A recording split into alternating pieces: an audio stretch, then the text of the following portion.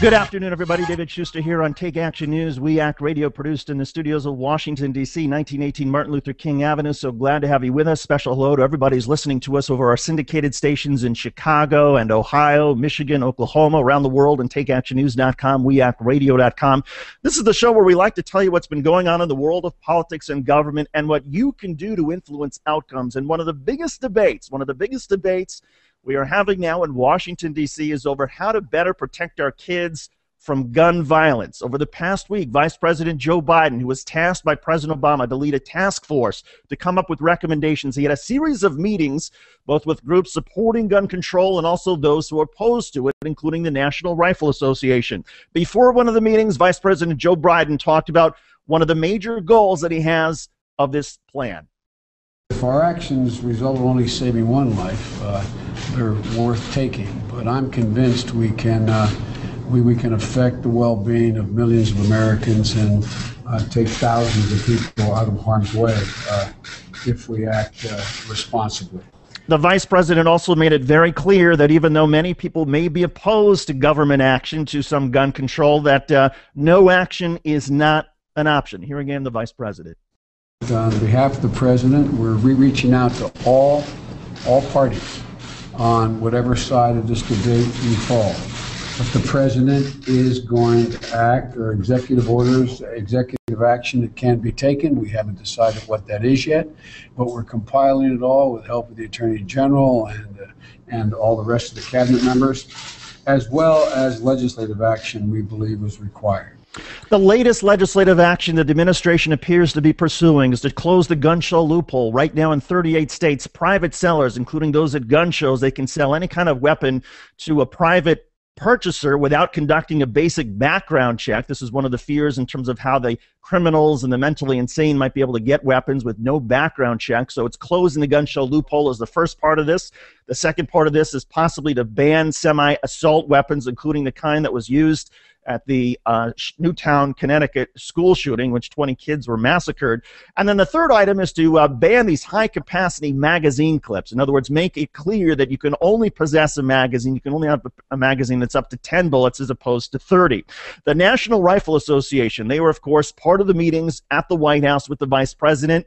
Their president of the NRA, David Keene, said that the session with Biden was disappointing. Listen.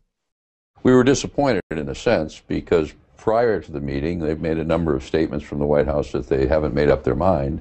But at the meeting, the vice president made it clear that in terms of firearms, they have made up their mind.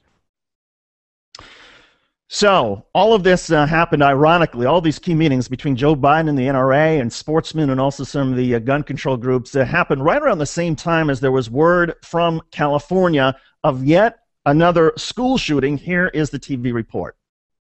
Dozens of heavily armed police officers swarmed Taft Union High School in Central California after a gunman opened fire in a classroom. At least one student was shot and flown to a hospital in nearby Bakersfield. There are also reports that another person was shot. Can you imagine, just as these meetings are getting underway at the White House, everybody looks up on their TV screens and sees yet another shooting at a school, this one in California. Daniel Marins, given the political landscape of Congress, we're already hearing the NRA say that they will oppose any efforts by the Obama administration at gun control. Where do you see this debate going over the next few weeks? I think that the political wind is still at the backs of the people that are advocating greater gun safety, including the White House. I think that when you have sort of the most moderate rural Democrats in the Senate and in the House of Representatives saying that they are willing to break with the National Rifle Association on the issue of ammo clips, even on the issue of sort of the things that distinguish guns as an assault rifle, it does not look good for the NRA. And I think that the public has changed their mind on this simply because of just how horrific the Newtown massacre was. I think that the NRA is going to find itself being handed one of its first political defeats in years. That doesn't mean it's not going to be difficult. It doesn't mean that these laws are not going to get watered down. One of the things that people were surprised about in Vice President Biden's remarks this week were that he did not mention the assault rifle ban, and whether that is something that the White House thinks is just politically inconceivable at the moment. That seems like if they're not even going to propose the assault rifle ban, what's going to get watered down once they do start negotiating? Will they get a new head of the Alcohol, Tobacco, and Firearms Agency? We didn't hear anything about the kinds of things that Cliff Schechter is going to talk with us about today, such as the bullets that are traceable and guns that can only respond to your particular handprint. So I think that people that are interested in moving the ball forward on ending gun violence in this country need to continue pushing back. And I'm not sure if some of the recent events, we're just seeing the right wing kick into high gear. And we have a big fight on our hands, and we need to, as always, the White House can't bring a strong hand to the negotiating table if we don't pressure them to do so.